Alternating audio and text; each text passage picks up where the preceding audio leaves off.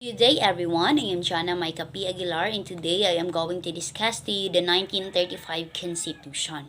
So the 1935 Constitution of the Philippines, which created the Commonwealth of the Philippines, was based on the principle of separation of powers among the three branches of the government.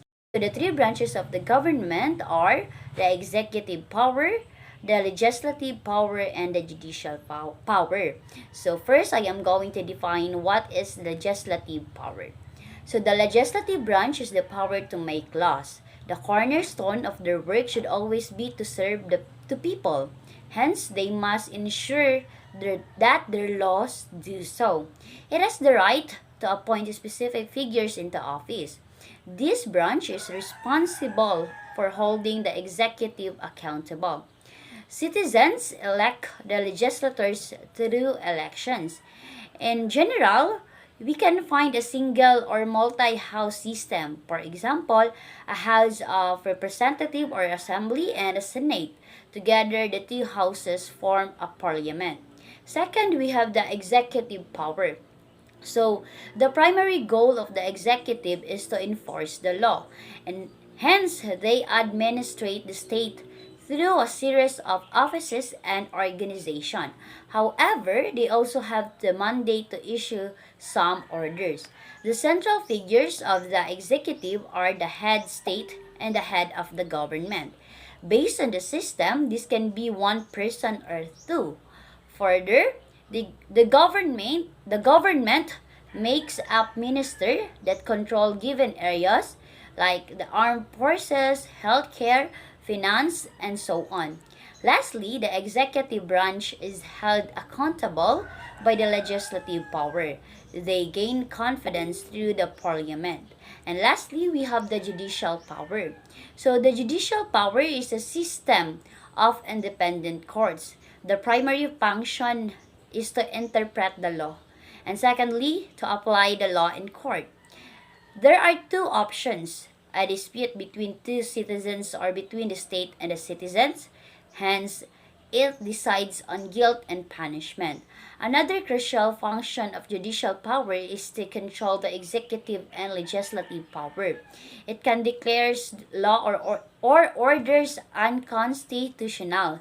That is the authority of a constitutional or Supreme Court. The 1935 Constitution was written in 1934, approved and adopted by the Commonwealth of the Philippines in 1935 to 1946, and later used by the Third Republic to 1946 to 1972. So it was written in an eye to meeting the approval of the United States government as well, so as to ensure that the U.S.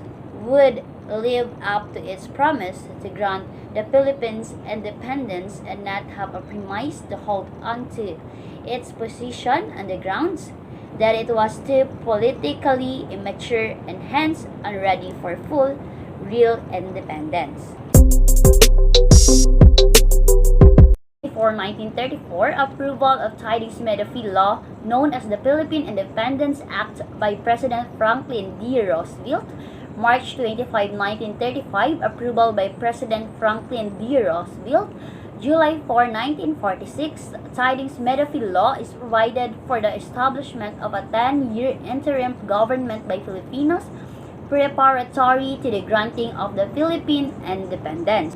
May 5, 1935, approval by the Philippine legislature of a bill calling a constitutional convention is provided for an independence law.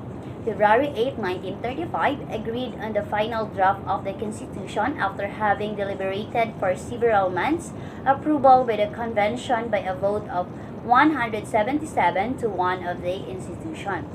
March 23, 1935, Constitution was certified by U.S. President Roosevelt. Ratification of the Constitution by Filipino electorate by a vote of 1,213,046 with 44,963 against. May 14, 1935, it was ratified by the Filipino people by a plebiscite. And November 15, 1935, the Commonwealth of the Philippines was inaugurated with Manuel L. Quezon and Sir Sergio Osmeña Sr. as President and Vice President. President Franklin D. Roosevelt. The Constitution was approved by President Franklin D. Roosevelt on March 23, 1935 in conformity to the Tydings-Medafee Act. On May 14, 1935, it was ratified by the Filipino people through a plebiscite. So next we have the President Manuel L. Quezon. So Manuel L. Quezon was a member of the majority from the split of the Democrata and Nacionalista Party. They were the ones who rejected the hair hose cutting bill, which is supposed to be the first law that would set the specific date of the Philippine independence. He then brought in from the United States the Tydings-Medafee Act. This is almost the same as the hair hose cutting bill with slight differences. Next, we have President Claro M. Recto. So, Claro M. Recto was the president of the 1935 Constitutional Convention, the organization that responsible for the fundamental law of the land, the Constitution. Together with the Senate President Quezon, Recto presented the Commonwealth Constitution to U.S. President Roosevelt. Here are the articles under the 1935 Constitution. First, we have the Article 1, the National Territory. Article 2, the Declaration of Principle. Article 3 is the Bill of Rights. Article 4 is the Citizenship. Article number 5 is the Suffrage. And Article 6 is the Legislative Department. Article 7 is the Executive Department. Article 8 is the Judicial Department. Article 9 is the Impeachment. Article 10 is the General Auditing Office. Article 11 is the Civil Service. Article 12 is the Conservation and Utilization of National Resources. Article 13 is the General Provision. Article 14 is the Amendments. Article 15 is the Transitory Provision. Article 16 is the Special Provisions effective upon the proclamation of the independence of the Philippines. Article 7 is the Commonwealth and the Republic.